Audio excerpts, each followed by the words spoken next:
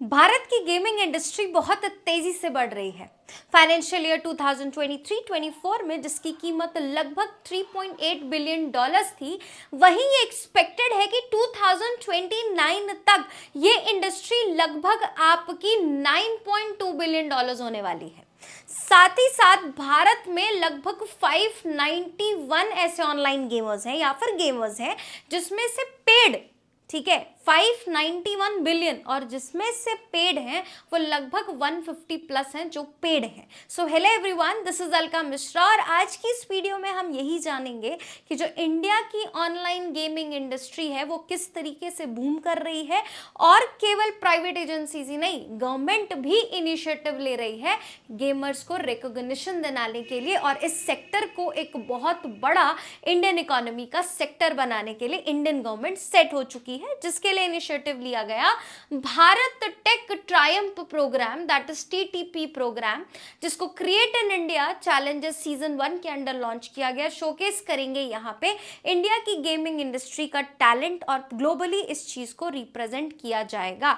Winners को पूरी तरीके से मौका मिलेगा सैन फ्रांसिस्को जाने का, और इंडिया में जो वेव समिट होती है स्पेसिफिकली फॉर द गेमर्स, उन पे आपका उनमें पार्टिसिपेट करने का मौका मिलेगा। सो winners will present their innovation at the Game Developers Conference GDC 2025 in San Francisco and Wave Summit in India. So ये बहुत बड़ा अपॉर्चुनिटी है गेमिंग सेक्टर के लिए, और हमारे पॉइंट ऑफ व्यू से इसलिए इंपॉर्टेंट है, यूपीएससी पॉइंट या जनरल नॉलेज से पॉइंट इसलिए इंपॉर्टेंट है क्योंकि हम एक और बड़े सेक्टर, जो मैक्सिमम लोगों ने बचपन में वीडियो गेम खेला होगा लेकिन कभी किसी ने वीडियो गेम्स को या इन तरीके की गेमिंग सेक्टर को अपना प्रोफेशन बनाने का नहीं सोचा, लेकिन यही एक बहुत बड़ा सेक्शन भी है जो यूट्यूब पे बहुत फेमस भी है, इन्फ्लुएंसर्स हैं, सोशल क्रिएटर्स हैं, जो कि अपने गेमिंग के लिए बहुत ज़्यादा फेमस है।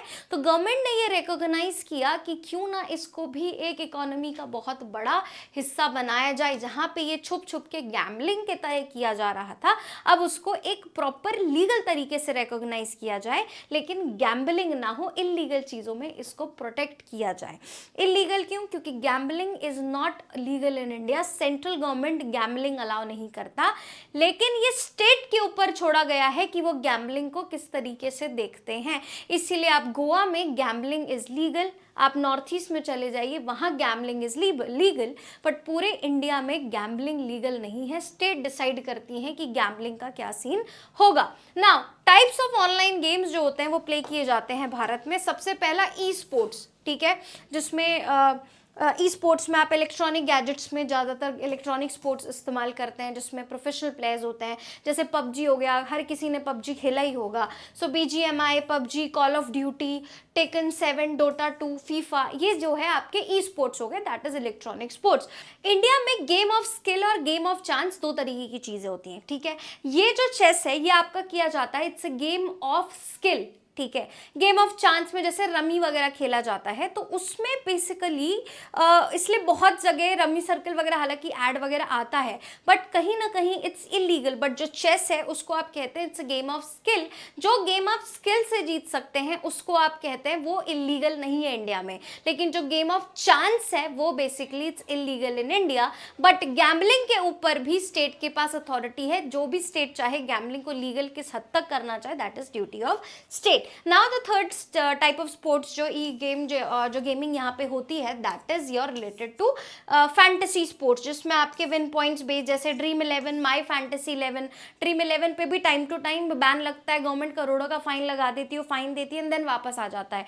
तो ये फैंटेसी स्पोर्ट्स है जो तीसरे तरीके के बेसिकली गेम्स खेले जाते हैं इंडिया में। So these are basically the 3 kind of sports, जिसमें आप देखेंगे e sports, skill based game, fantasy sports आपको देखने के लिए मिलेगा। नाउ रेगुलेशन के लिए गवर्नमेंट ने क्या क्या किए, तो there are basically central government acts हैं जो इन पे रेगुलेट करती है। दैट इज सबसे पहला आप देखेंगे पब्लिक गेमिंग एक्ट 1967, जिसके अंडर गैम्बलिंग का भी रूल है, but gambling is a state list. Lotteries regulation act 1998, foreign exchange act 1999, that is FEMA. ये बहुत इंपॉर्टेंट एक्ट है, यूपीएससी कई बार इसके बारे में भी पूछ चुका है, but these 3 acts are majorly online gaming को रेगुलेट करने के लिए एक्ट्स आप कंसिडर करते हैं, जिसके तहत आपको पनिशमेंट पेमेंट दी जाती है। But our major concern is कि अभी ये इनिशिएटिव के बारे में हम जानेंगे किसी और वीडियो में, नैक्स के बारे में डिटेल में बात करेंगे, फीमा के बारे में specifically. But what is Bharat tech triumph program? ये एक प्रोग्राम है बेसिकली इस गेमिंग इंडस्ट्री को बढ़ावा देने के लिए हमने ये प्रोग्राम स्टार्ट किया है टू प्रमोट इंडिया इंडस्ट्री। जो गेमिंग इंडस्ट्री है, नए नए इनोवेशन है, एंटरटेनमेंट सेक्टर है, इसी को बढ़ावा देने के लिए हमने बेसिकली ये इनिशिएटिव जो है भारत टाइगर ट्रम्प स्टार्ट किया है। अब साथ ही साथ हम देखेंगे कि इंडियन प्लेयर्स को जिनको इतनी तवज्जो नहीं दी जाती थी, उन्हें अब ग्लोबल प्लेटफॉर्म दिया जाएगा। जब भी हम इंडिया में गेमिंग की बात करते हैं या गेम कैसी स्पोर्ट की बात करते हैं, हमारे दिमाग में सबसे पहले क्रिकेट ही आता है। लेकिन अब ऑनलाइन गेमिंग तो कहीं गेमिंग कंसिडर ही नहीं की जाती थी, बट गवर्नमेंट पूरी तरीके से इस इनिशिएटिव में नए नए इनोवेटर्स जो नए नए गेम्स लेके आ रहे हैं, सब चीज़ों पे एक बड़ा कॉन्ट्रीब्यूशन दे रहे हैं और इकोनॉमी में एक बहुत बड़ा हिस्सा दे रहे हैं। और इसलिए भी दे रहे हैं क्योंकि अगर आप मोबाइल डाउनलोड्स की बात करें, गेम डाउनलोड्स की बात करें, तो इंडिया वर्ल्ड वाइड पे सेकंड लार्जेस्ट कंट्री है जिसमें सबसे ज़्यादा गेम डाउनलोड किए जाते हैं। इनफैक्ट कोविड में जो लूडो है उसने पूरा इस्तेमाल किया अपना कोविड का, लोगों के फ्री टाइम का, कि लूडो इतना बड़ा गेम वर्ल्ड वाइड खेलने जाने लग गया। और जिसने इनिशिएट किया वो आपके आदमी एकदम करोड़पति, लखपति, मतलब करोड़पति अरबपति बन गया। ठीक है, तो इट्स ऑल्सो कि आप अपॉर्चुनिटी किस तरीके से आपकी, मतलब आपदा में अवसर उन्होंने, उस आदमी ने ढूंढ के इतना बड़ा इस चीज़ को बना दिया। लेकिन हालांकि लूडो पे भी बहुत केसेस हुए। क्यों? क्योंकि लोग लूडो पे भी गैम्बलिंग करने लग गए थे। इसकी वजह से बहुत सारे लोगों पे पुलिस ने छापे भी मारे, बहुत सारे लोग पकड़े भी गए थे। लेकिन प्रोग्राम का एम क्या है, बेसिकली प्रोग्राम चाहता क्या है? तो इस प्रोग्राम का मेन एम यही है कि वो इंडियन गेमिंग टैलेंट को प्रमोट करे, आइडेंटिफाई करे, उन्हें एक प्लेटफॉर्म प्रोवाइड करे कि उनको भी मौका दिया जा रहा है जिनको लोग नकारा समझते हैं। इन शॉर्ट, पहले गेमिंग खेलने वालों को हमारे इंडियन सोसाइटी में यही कंसिडर किया जाता है, बट उन्हें भी एक बहुत बड़ा प्लेटफॉर्म दिया जा रहा है। साथ ही साथ गेमर्स को प्रमोट करेंगे, रियलिटी और वर्चुअल गेम्स को भी प्रमोट करेंगे, metaverse. Obviously online gaming is something which is related to artificial intelligence. तो डेफिनेटली इंडिया एआई में आगे बढ़ने की बात कर रहा है, फ्रांस के साथ को चेयर कर रहा है एआई के समिट, तो क्यों ना गेमिंग सेक्टर के बारे में बात की जाए। तो yes, definitely it is part of AI. That's why virtual reality, metaverse, सब सारी चीज़ों को इसके थ्रू ये प्रमोट करना चाहता है। और स्टार्टअप्स, केवल गेमिंग सेक्टर्स और गेमर्स को नहीं, जो लोग आपका गेमिंग सेक्टर में स्टार्टअप्स भी लेके आ रहे हैं, उनको भी प्रमोट करने के लिए ये इनिशिएटिव या प्रोग्राम लाया गया है।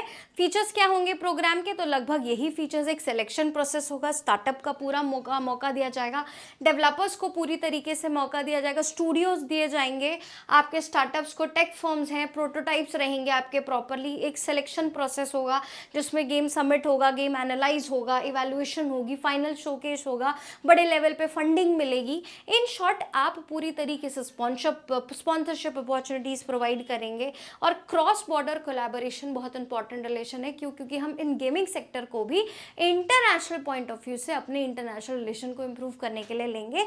इसलिए आपकी 1078 जो एंट्रीज हैं, वो लगभग मेजर जो रजिस्ट्रेशन और एंट्रीज हैं वो 12 इंटरनेशनल कंट्रीज से, और मतलब लगभग 12 इंटरनेशनल कंट्रीज ने इसका हिस्सा आपका बनी है। मैंने कहा था ना, ये केवल प्राइवेट सेक्टर का इनिशिएटिव नहीं है, ये आपका मिनिस्ट्री का इनिशिएटिव भी है। इसीलिए Information and Broadcasting Ministry, that is your, that is the Ministry of Information and Broadcasting, MIB, government body overseeing this initiative. And साथ ही साथ आपका interactive entertainment and innovative council जो है, बेसिकली ये इसका ऑर्गेनाइजिंग पार्टनर आपका इस इनिशिएटिव का रहेगा। So that's all for today. आप ये इस चीज़ में और भी हम आगे फॉलो करेंगे, लेकिन yes, this is very important कि हमारा जो गेमिंग है, जो ऑनलाइन गेमिंग सेक्टर है, जिसको बहुत ज़्यादा वेस्टेज ऑफ टाइम के तौर पर देखा जाता था, लेकिन अब इकोनॉमी में उसका बहुत बड़ा कंट्रीब्यूशन है, फ्यूचर बहुत डार्क है। तो जो जो इंडिविजुअल इस सेक्टर में अपना करियर बनाना चाहते हैं, एम्प्लॉयमेंट अपॉर्चुनिटी देख रहे हैं, उनके लिए ये गोल्डन पीरियड साबित हो सकता है। That's all for today. ऐसी और वीडियोस को देखने के लिए आप हमारे चैनल को लाइक, शेयर एंड सब्सक्राइब कर सकते हैं। Thank you.